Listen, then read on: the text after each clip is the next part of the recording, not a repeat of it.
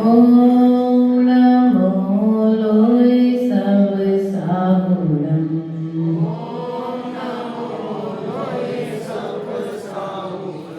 विधि पवित्र मन में गुरुदेव आओ, मैं शास्त्र वाचन करो प्रतिभा जगाओ। अरहंत भासित सभी श्रुति देवताओ, क्या बोलना अब मुझे तुम ही बताओ। क्या बोलना अब मुझे तुम ही बताओ।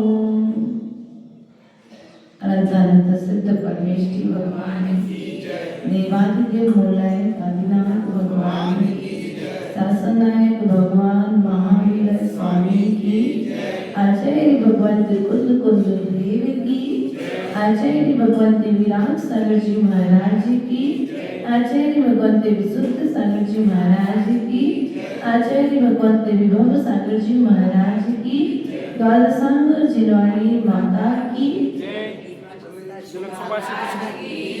वंदनीय हरिका संघ की जय। अपना यहाँ पर विषय चल रहा था 12 भावना। 12 भावना में भी आश्रम और संपर भावना को हमने जाना था। आज निर्जरा भावना की बात है, क्योंकि अब संपर्क को जब अर्थात आते हुए कर्मों को तुमने रोक लिया है तो उन्हें निकालना भी तो पड़ेगा। ये जो पानी नाव में भर गया है, उस पानी को तुम्हें बाहर निकालना पड़ेगा। या तो किसी पात्र से निकाल दो, या फिर अपने दोनों हाथों से उलीच दो बाहर। उलीचना समझते? उलीचना अच्छा निकाल दो, दोनों हाथों से ऐसे करके बाहर तरफ कर दो। तो करना तुमको ही पड़ेगा, क्योंकि इस नाव में तुम अकेले ही सवार हो, तुम्हारे साथ में कोई दूसरा बैठने वाला। तो पानी में तो नाव में जब पानी भरा था, उसके पूर्व में यदि तुम बैठने के पूर्व नाव का छेद देख लेते तो पानी नहीं भरता, लेकिन नहीं देख पाए। अब कपड़ा लगा दो, लकड़ी का टुकड़ा लगा दो, छेद बंद हो जाएगा। अब छेद जब बंद हो चुका है तो अब धीरे धीरे जहां पर धार थोड़ी धीमी हो, उस दिशा में नाव को ले जा करके पानी निकाल दो। और पानी को निकाल दोगे तो अपने गंतव्य तक पहुंच जाओगे। और जब तक पानी निकलेगा नहीं, तब तक तुम अपने गंतव्य तक पहुंचने वाले नहीं। यही बात यहाँ पर कह रहे हैं।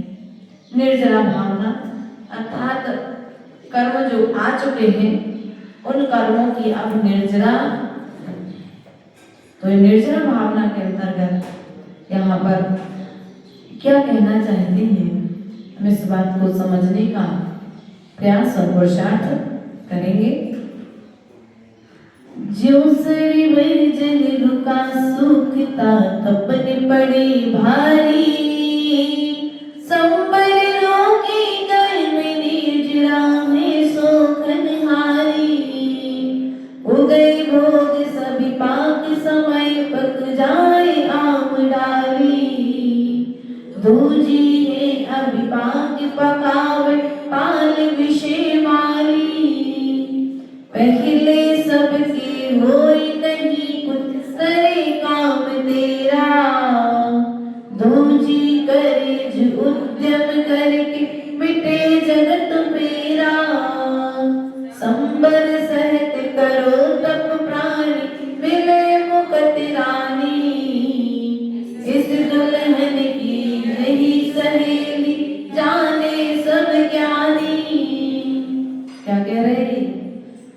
सरवर जल रुका सूखता तपन पड़े। यदि सरोवर में जल रुक गया हो और ऊपर से सूर्य का प्रकाश बहुत ज्यादा हो तो वो पानी भी क्या होता है, धीरे धीरे सरोवर में पड़ा पड़ा हुआ भी सूख जाता है। संवर रोके कर्म निर्जरा, क्या करे, संवर को रोक करके क्या करो, फिर कर्मों की निर्जरा करो। है सोखन हारी, अर्थात कर्मों को सुखाना है। पानी को तो सूखते हमने अनादि काल से देखा है, लेकिन अब हमें किसको सूखते हुए देखना है, बोलो तो। पापड़ सुखाए, किनको जल्दी आएगी पापड़ से, किसके बनाए ना पापड़ सुखाए, गिरे थे थोड़ी देर पहले तो, लेकिन जैसे ही ताप मिला पापड़ सूख गया। बस इतना ही सा तो करना है। जो हमने कर्म किए हैं, आश्रव बंध जिन कर्मों का किया है, जिन कर्मों को हमने अपने रोक लिया है, अब उन कर्मों को क्या करो, तप सह निर्जरा, निर्जरा के द्वारा उन कर्मों को, तप के द्वारा उन कर्मों की निर्जरा करो। क्योंकि तप नहीं करोगे ना तो निर्जरा होने वाली। धीरे धीरे थोड़े थोड़े रूप में तप करो, क्योंकि निर्जरा का मूल कारण है तप। अब तप के भी 12 भेद बताए हैं, अंतरंग तप और बहिरंग। आप लोग कौन सा तप करते हो? तप तो नहीं कर पाते, लेकिन माता जी सबसे बड़ी तपस्या तो हम ही लोग करते हैं। कर्मों को बांधना भी तो बड़ा भारी तप है। इतनी ज्यादा संख्या में तप कर्म को कौन बांधता है? हम संसारी प्राणी। आप क्या काम करते हो? लोगों को बुला करके भगाना बहुत आसान है, लेकिन लोगों को बुलाना, भैया लोगों को बुलाना बड़ा कठिन है, लेकिन बुला करके भगाना, एक सांप छोड़ दो बीच में, बच जाओगे ना। तो आप लोग कर्मों को बुलाने का काम करते हो, वो साधु जन क्या करते हैं?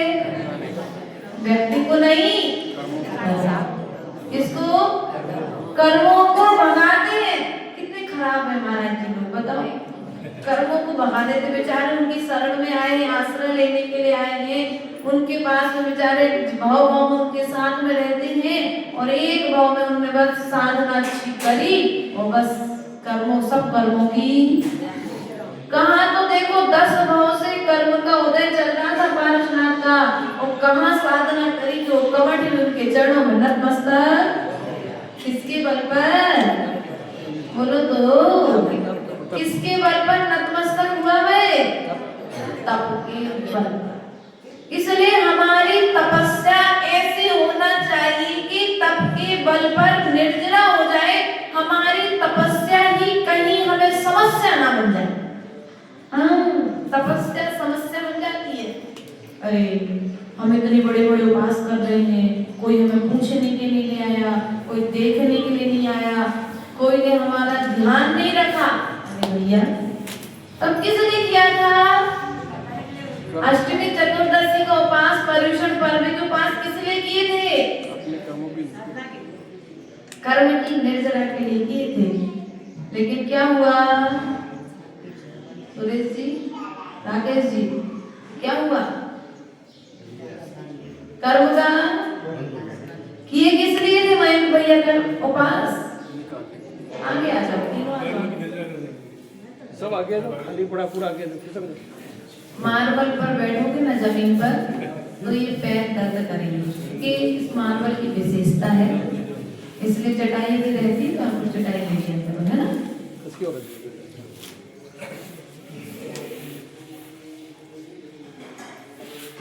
हमारा तप नहीं हमारे लिए कर्म निर्जरा के साथ साथ कर्म बंध का कारण तो नहीं बन रहा है भैया, क्योंकि व्यक्ति तप तो कर रहा है, लेकिन तप करते हुए ख्याति, लाभ और पूजा, क्या ख्याति, लाभ, मैंने व्रत किए थे, देखना समाज में कितने लोगों ने मेरा स्टेटस चढ़ाया है। आज ही चलो, जिसने स्टेटस नहीं चढ़ाया मतलब वो हमारा मित्र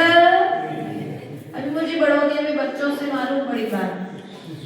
तो बच्चे बोले माता जी को स्टेटस चढ़ाना पड़ता है। हमने क्यों? बोले फिर मेरी शादी हो तो मेरा भी चढ़ाए, मुझे भी।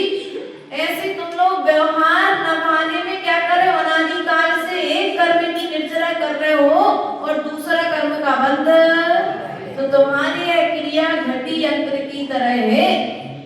घटी यंत्र सुना कि एक कलश से पानी निकलता है, दूसरा कलश फिर आकर के भर करके पानी, एक कलश खाली हुआ नहीं कि दूसरे कलश और चार तैयार। प्रिय बंधुओं, कर्म की निर्जरा के लिए हमने तब किया था, व्रत किया था, नियम लिया था। 10 दिन तो उपास करे थे, भोजन का त्याग किया था, भूखे रहे, 3 टाइम की सामयिक करी। लेकिन 11वें दिन हमारी पारणा में लोग अच्छे अच्छे गिफ्ट लेकर के आएंगे। क्या? अरे रीना, हम भी संसारी थे, कोई अभी मोक्ष मार्गी भले ही हैं, लेकिन निकले तो आप लोग के बीच से ही हैं और बीच में भी तो रहते हैं।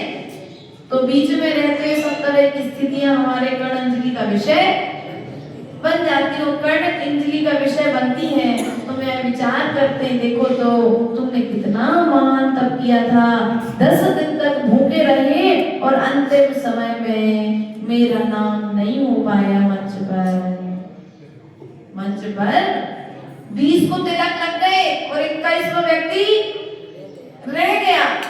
या फिर कार्यक्रम चल रहा था, हिम्मत नहीं बची थी, पारणा होनी थी उसी दिन, अब लास्ट दिन है तो मंदिर में सम्मान होना है सबका। सब तो बार बार सामने वाले को भेजो, भैया जल्दी करो हमें घर जाना, भैया जल्दी करो हमें घर जाना। क्यों? ये होता ना। अरे सम्मान कराने के लिए हमने तप किया था, अपना नाम बढ़ाने के लिए, यश बढ़ाने के लिए तप किया था कि तुमने अपने कर्म की निर्जरा के लिए तप किया था। फोटो खिंचवाने के लिए, गिफ्ट लेने के लिए, स्टेटस चढ़वाने के लिए व्रत किया था। किसके लिए किया था व्रत? बोलो, कर्मों की। लेकिन कर्म की निर्जरा कितनी कर पाए भैया? हाँ भरत, कितनी कर पाए भैया? क्या नाम बताया महिपाल के पीछे? विकेश भैया। कितनी कर्म की निर्जरा कर पाए? ध्यान रखना। उद्देश्य लक्ष्य हमारा क्या था? हम अपने लक्ष्य से भटक गए। उद्देश्य था कर्म की निर्जरा कि धीरे धीरे हम अभ्यास करेंगे तो ये तप मेरी कर्म निर्जरा का कारण बनेगा। और जब एक दिन भविष्य में जाकर के मेरे मन में मुनि बनने का, आरिका बनने का भाव आएगा तो ये इंद्रियां मुझे परेशान नहीं करेंगी, क्योंकि मैंने उपास करके घर में अभ्यास कर लिया है कि अंतराय भी हो जाएगा तो इंद्रियों उपद्रव नहीं करेगी। लेकिन अभ्यास वह तप भी तुम्हें समस्या का कारण, तपस्या की जगह वह तप तुम्हें समस्या का कारण, कर्म बंध की जगह कर्म निर्जरा की जगह कर्म बंध का कारण। गलत तो नहीं कह दिया? कुछ होता है ना माता जी? कुछ नहीं, अब वो तो ठीक है, हम तो नहीं चाहते लेकिन सब लोग चाहे तो करना पड़ता है। नहीं, कुछ नहीं करना पड़ता है। तुम आराम से, तुमने व्रत किया था, 10 दिन तक बढ़िया व्रत किया और 11वें दिन सबको बढ़िया समाज को बुला करके अभक्ष्य भोजन कराया। हाँ, अभक्ष्य भोजन समझ गए? अमर्यादित भोजन क्या है? अभक्ष्य है, नहीं है क्या? अब बताओ, कर्म की निर्जरा हुई कि कर्म का बंध हुआ? कृत कार्य तो अनुमोदना कहीं ना कहीं तो तुमने तो 10 दिन तक शुद्ध 1 गिलास पानी पिया, 2 गिलास पानी पिया, लेकिन 11वें दिन तुमने टंकियों से अनछने पानी का भोजन सब हिसाब किताब किया काय के लिए था? बोलो तो। कर्म की तपस्या की थी, लेकिन वह तपस्या भी तुम्हें कर्म बंध का कारण।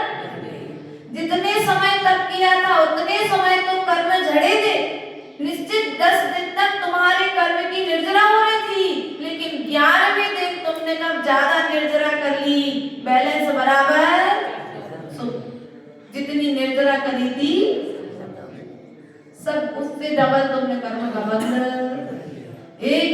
पानी में 36,450 जीव होते हैं, ये अपना आगम प्रमाण है। अनंत जीव होते हैं। उसके बाद में भी मंशा ने पानी का प्रयोग भोजन सामग्री से, स्नान से लेकर के भोजन सामग्री तक, और हमारा पानी छानने का छन्ना, बोलो तो देवियों, बैठ की छन्नी साधु चौके में, उसके बाद में भी वो छन्नी वाले छन्ना नल चालू कर करके तुम लोग आज पूरे अंतराय कर्म का फल है। कई साधु अंतराय करके चौके से बाहर, इसलिए कभी भी चौके में तो अपना छन्ने का प्रमाण जो आया है, जिस छन्ने से सूर्य की किरणें पार ना हो पावे, ऐसा डबल छन्ना होना चाहिए।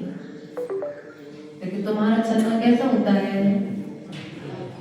छन्नी होती, छन्नी तुम्हारे घर में, अरे माता जी वो हथकरघा से लाए तो छन्नी है, अरे हथकरघा बुरा नहीं है।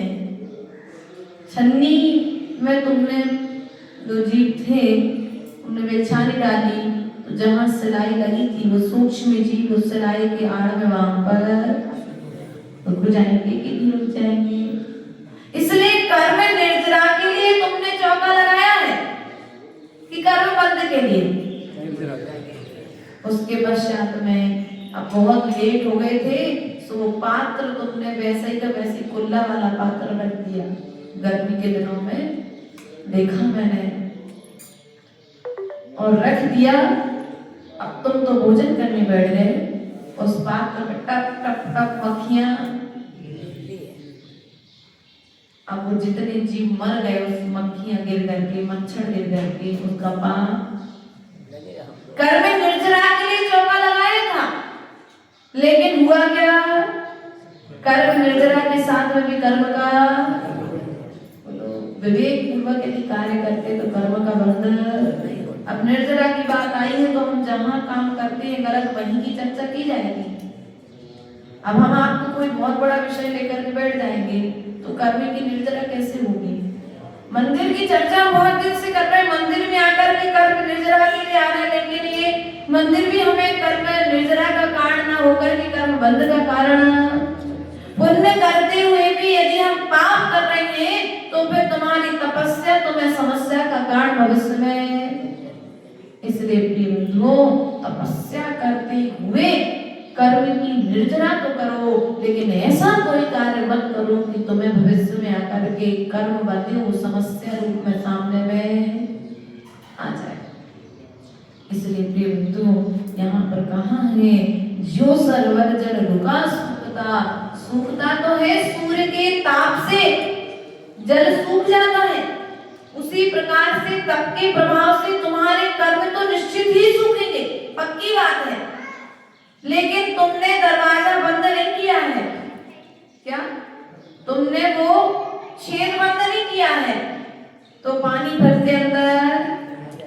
आपकी स्थिति भैया इस तरह की है संजय जी कि एक हाथ, दो हाथ से तुम एक तरफ पानी फेंक रहे हो, दूसरी तरफ से पानी प्रवेश, क्या संबर का तुमने द्वार भी बंद नहीं किया जहां से आश्रम हो रहा था, और जब तक आश्रम का द्वार नहीं बंद करोगे, तब तक उस संबर को नहीं करोगे, तब तक निर्जरा होने वाली, क्योंकि एक तरफ से पानी निकल रहा है और दूसरी तरफ से भीतर।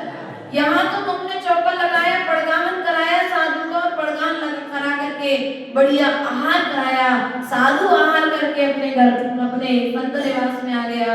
लेकिन उसके बाद में जो तुमने क्रियाएं की, चींटियों का झुंड आ गया, मीठा गिर गया था, आहार देते समय उसे तत्काल एक गीला छोटा सा कपड़ा करके पोंछ लेते तो हजारों चींटियां, और बस तुम भोजन करने बैठ गए और नहीं देख पाए तो वे चींटियों पर सीधा पैर।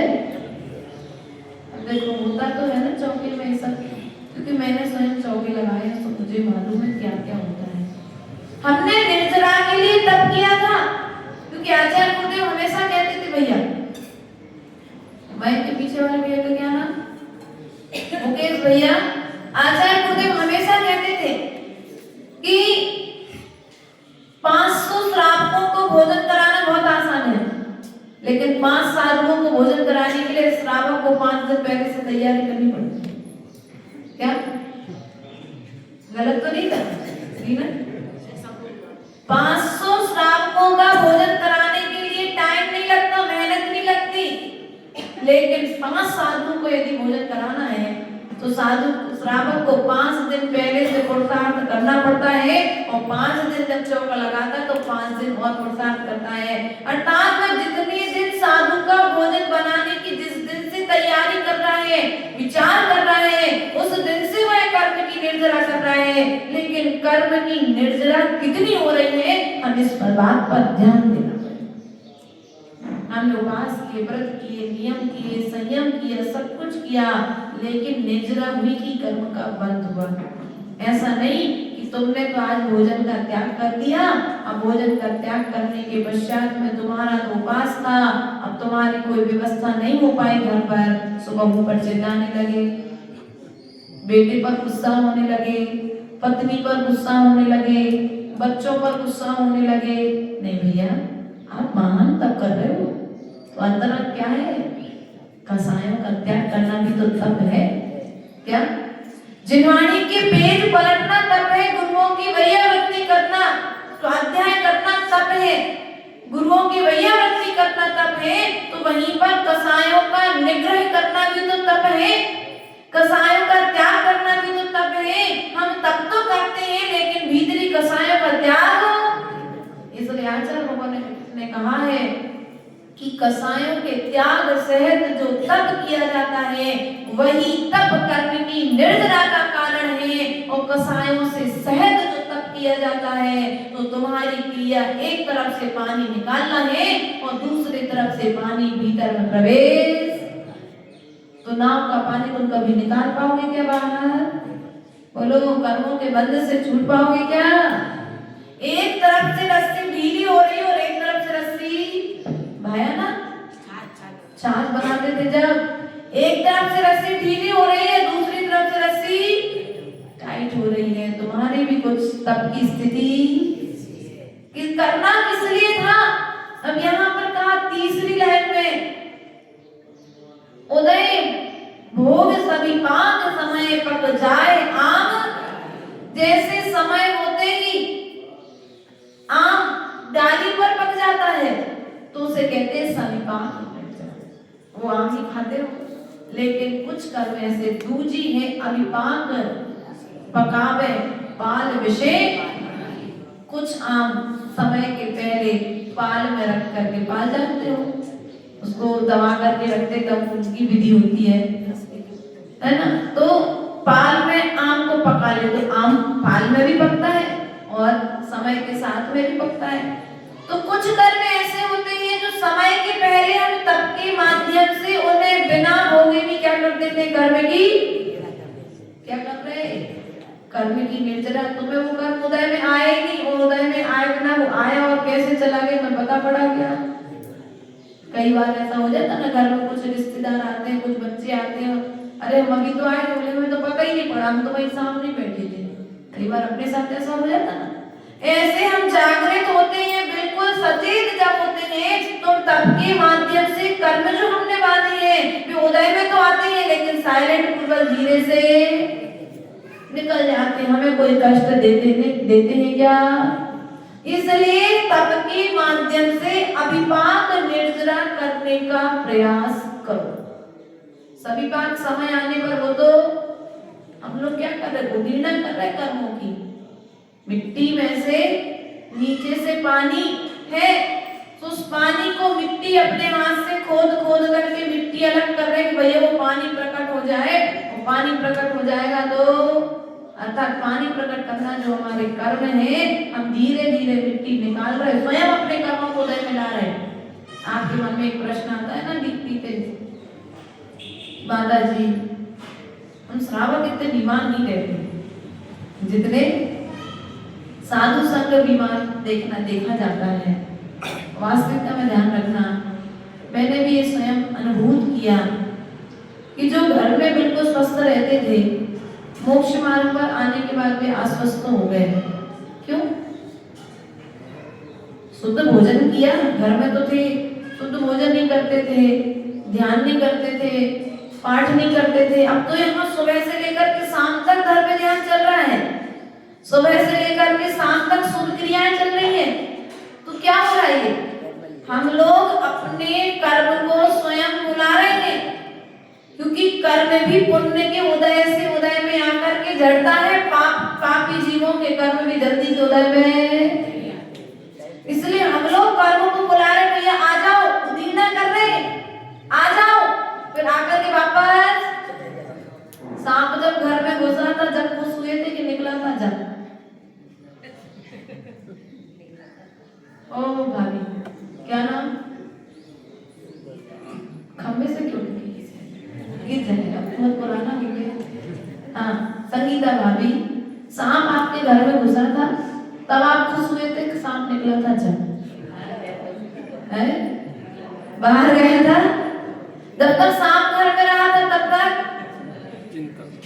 तब तक भीतर में डर लग रहा था, लेकिन सांप निकल गया तो फिर अब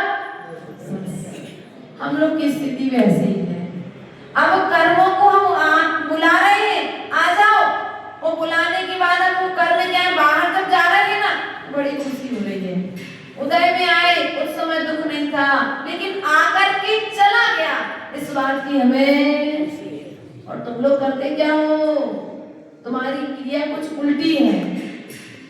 कर्म के उदय के समय तो, कर्म के बंध के समय तो हम खुश होते हैं, लेकिन कर्म की निर्जरा के समय रोते हैं, बिलखते हैं, आदि आदि तरीके से उस कर्म का भोग। और साधु कर्म की निर्जरा के समय, जब कर्म उदय में आता है तो कर्म के उदय के समय कर्म का बंध नहीं करता, वह समता भाव से उसे सहन करता है कि नहीं करता है? और आप लोग क्या करते हो? सांप को आते हुए देख करके तो खुश होते हो, लेकिन जाते समय देख करके खुश। कर्म के बंध समझना, यहाँ पर कर्म का बंध करते समय तो आप प्रसन्न होते हो, खुशियां मनाते हो, विषय भोग करते हुए, विषय भोगों को भोगते हुए। लेकिन जैसे ही विषय भोगों के निमित्त से आपने जो पाप कर्म बांधा है, उस पाप कर्म के उदय में भी प्रसन्न क्यों नहीं होते? उस समय रोते हो। उस समय ये विचार करो, ये मैंने ही तो बांधा था। मैं तो एक विचार करती हूँ, जब मुझे कोई विपरीत परिस्थितियां जीवन में बनती हैं, समाज के माध्यम से, संघ के माध्यम से, या किसी के भी माध्यम से, तो मैं यही विचार करती हूँ कि मेरा किया हुआ ही पूर्व जन्म का कर्म का उदय है, जो आज उदय में आया है, सो जाने के लिए आया है। क्या जाने के लिए आया है, सो आकर के जाएगा। संकलेश करने से हम नए पाप कर्म का बंधन क्यों करें? सो संकलेश से बच जाते हैं। और आप लोग क्या करते हो उस समय? बोलो, बर्णी जी का उदाहरण आता है। गणेश प्रसाद बर्णी जी का नाम सुना आप लोगों ने, जिन्होंने जगह जगह पर विद्यालय खुलवाए हैं, विद्या अध्ययन की व्यवस्था करवाई है। वो जाति से जैन नहीं थे, लेकिन गुणों की अपेक्षा से जैनों से भी श्रेष्ठ आचरण था उनका। उन्होंने आज मोरारजी विद्यालय देखो सागर में, आहार जी में देखो बच्चों का स्कूल है, मुरैना में देख लो बच्चों का स्कूल है, मथुरा में देखो आज बच्चों का स्कूल है, आप सारूमल में देखो बच्चों का स्कूल है, नवागढ़ में देखो आज बच्चों का स्कूल है। तो अन्य अन्य स्थानों पर जो बच्चों के लिए पढ़ने की सुविधाएं हैं लड़कों के लिए, वो बर्णी जी की देन है। आप देखो बनारस में बच्चों के लिए स्कूल की विद्यालय की व्यवस्था है। तो ऐसे महान व्यक्तित्व जो जाति से जैन नहीं थे, लेकिन आचरण से जैन थे।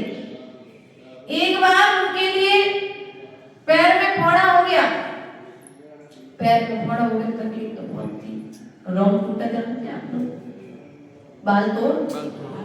यदि बाल तोड़ हो जाए तो कैसे तकलीफ होती है? असहनीय वेदना होती है। अब उस बाल तोड़ में कील पड़ गई, अब बर्णी जी को बहुत तकलीफ। अब ना तो वो रो पाए और ना किसी से कह पाए, क्योंकि रोते हैं तो कर्म का बंध और कहते हैं तो कर्म का बंध। क्या लोग क्या कहेंगे फिर? बताओ, वर्णी जी इतने महान व्यक्तित्व के धनी हो, इस तरह की क्रिया कर रहे हैं। तो वे जब उन्हें फोड़ा हुआ, जब वैद्य को दिखाने गए ना, तो वैद्य ने उनसे कहा, वर्णी जी आपको एक शून्य का इंजेक्शन लगा करके इस फोड़े का ऑपरेशन करना पड़ेगा, चीरा लगाना पड़ेगा। वर्णी जी ने कहा, देखो अपन इंजेक्शन तो लगवाएंगे नहीं, व्रती है, तो एक काम करो, तुम अपना काम करो, हम अपना काम करेंगे। उन्होंने बिना शून्य का इंजेक्शन लगवाए हुए चीरा लगवाया, टांके वगैरह जो भी व्यवस्था हुई, वो डॉक्टर ने अपने हिसाब से उनका ट्रीटमेंट किया। उतने समय तक वर्णी जी समय सार का पाठ करते रहे। तब जाकर के फिर डॉक्टर ने कहा, भैया हो गया आपका काम? उन्होंने कहा, हो गया इतनी जल्दी? बोले हाँ हो गया। बोले आपको मालूम नहीं पड़ा? बोले नहीं, शरीर में क्रिया हो रही थी, मैं तो उस समय आत्मा के स्वरूप में लीन।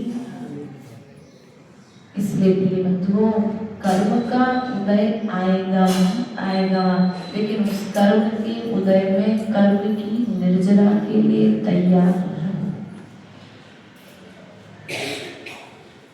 पहली सबके होए नहीं कुछ सरे काम तेरा, दूजी करे जो उद्यम करके मिटे जगत मेरा। दूजी है अभिपाद निर्जरा। पहली निर्जरा करने से कोई इतना फर्क पड़ने वाला, अब वो पकेगा तब गिरेगा तब खा लेना, लेकिन यदि पुरुषार्थ करके आम को पकाओगे और खाओगे तो थोड़ा आनंद चलना है। समय के पहले तुमने पका लिया हो, खा लिया उस आम को, उसी प्रकार से तुम पुरुषार्थ करके क्या करो? कर्मों की निर्जरा करने का प्रयास करो। क्या करो? कर्म की निर्जरा करने का प्रयास करो। आचार्य भगवत विद्यासागर जी का एक जगह से विहार चल रहा था, और जब विहार चल रहा था तो एक बहुत अच्छा, एक महाराज जी ने सुनाया था, हम लोग जब मुल्ताई में थे तो उनके संगस्त महाराज जी थे, नाम याद नहीं, शायद तो मिले हम लोग। जब मिलन हुआ तो दर्शन करने का सौभाग्य मिला, मिला तो महाराज जी के पास में बैठे तो उन्होंने एक उदाहरण समझाया, बताया आचार्य जी के जीवन का। तो बोले कि एक बार संघ विहार करते हुए एक स्थान पर पहुंचा, और खुला स्थान था, बढ़िया मटका वगैरह रखे थे उस स्थान पर, ऊपर में पानी वगैरह का कुछ रहा होगा उधर, तो बढ़िया ठंडा स्थान था। सो आचार्य जी बढ़िया वहां पर, आचार्य जी को अंदर ठंडे स्थान में रोक दिया गया, और बाकी सब शिष्यगण जो और प्रांगण था वहां पर रुक गए। तो आचार्य जी तो रुके और अपने आगे सुबह होते ही अपने गंतव्य की ओर बढ़ गए। कुछ समय पश्चात उसी रास्ते से दूसरा संघ निकला विहार करता हुआ। तो लोगों ने कहा कि महाराज जी हम यहीं रुकना है, क्योंकि आचार्य जी भी यहीं पर रुके थे। क्या ये वो कक्ष है जहाँ पर आचार्य जी ने बैठ करके रात भर साधना की है? तो ठीक है भैया, लोगों का बार बार आग्रह देख करके जो दूसरे महाराज जी थे, मतलब उनके संग के महाराज जी को रुके वहीं पर। अब रात को महाराज को ठंड लगे बहुत तेज, और वो तो पूरी रात ये सोचते रहे कि आचार्य जी कैसे रुकी होंगे ऐसे ठंडे कमरे में, कैसे उनने इतनी शीतलता सहन करी होगी। अब वो तो बढ़िया रात जैसे तैसे निकली, और रास्ते में चलते चलते उस रावण श्रेष्ठी आए। तुमने पूछ लिया, भैया आचार्य जी कैसे रुके होंगे, इस कमरा तो बहुत ठंडा है। बोले महाराज जब आचार्य जी रुके थे तब गर्मी का मौसम था, और अब ठंडी का मौसम। क्या उस समय जब आचार्य जी रुके थे तब गर्मी का मौसम था, और आज जब आप रुके हो तो ठंडी का मौसम है, इसलिए आचार्य जी उस कमरे में रुकने में तकलीफ। बस भैया कभी कभी ध्यान रखना, राग में आकर के भी विवेक। अरे भैया गुरु जी रुके थे, लेकिन कौन सा मौसम था उस समय? गर्मी का मौसम था, इसलिए वो कमरा अच्छा था, लेकिन अब ठंडी का मौसम है और ठंडी का मौसम है तो थोड़ा गर्म स्थान देखना पड़ता है। इसलिए प्रिय बंधुओं, ऐसा करके कर्म की उनने तो महाराज जी ने तो रात भर उस ठंड वाले कमरे में रुक करके ये विचार किया, गुरुजी कैसे रोके होंगे, इतनी वेदना गुरुजी ने कैसे सहन की होगी। वे पूरी रात गुरु का स्मरण करते हुए उन्होंने उस ठंड की वेदना को सहन कर लिया, सुकर्म का बंद कर दिया। लेकिन जिन्होंने ये आवेग पूर्वक क्रिया करवाई उन्होंने क्या किया, उन्होंने इसलिए विवेक पूर्वक हमें प्रत्येक कार्य को करना चाहिए। पहली होए सबके होए नहीं कुछ सरे काम, तेरा दूजी करे जो उद्यम करके मिटे जगत मेरा। ऐसी कई विपरीत परिस्थितियां साधुओं के जीवन में बनती हैं। उन सब विपरीत परिस्थितियों के बीच में रह करके साधु कर्म का बंध न करके कर्म की निर्जरा कर लेता है। इसलिए हमें प्रयास और पुरुषार्थ करना है। घर में रहते हुए भी हम कर्म बंध से बच सकते हैं, मंदिर में रह करके भी हम कर्म बंध से बच सकते हैं। हम जहाँ चाहे वहाँ बैठकर भी कर्म की निर्जरा कर सकते हैं। बस भीतरी कसाएं यदि शांत होगी तो कर्म की निर्जरा होगी, और भीतरी कसाएं यदि उग्र होगी तो कर्म का बंध होगा। इसलिए यदि कोई किसी तरह की गलती कर दे तो क्या करूँ उससे, भैया कोई बात नहीं, हम सुधार कर लेंगे या आगे से सुधार कर लेना। लेकिन उससे क्रूरता पूर्वक कहोगे तो फिर वो बात बिगड़ जाएगी। इसलिए कर्म की निर्जरा यदि कराना है तो प्रेम से बोलना और प्रेम से रहना, यही तुम्हारे जीवन में संबर सहत करे तब प्राणी मिले मुकति रानी। जो संबर सहत जो तप किया जाता है वही मुकति रानी को प्राप्त करता है। इस दुल्हन की यही सहेली जाने सब, इस दुल्हन की अर्थात आत्मा की संबर ही एक सहेली है और कोई दूसरा सहेली नहीं है। इन्हीं भावनाओं के साथ बोली दौलत संग तो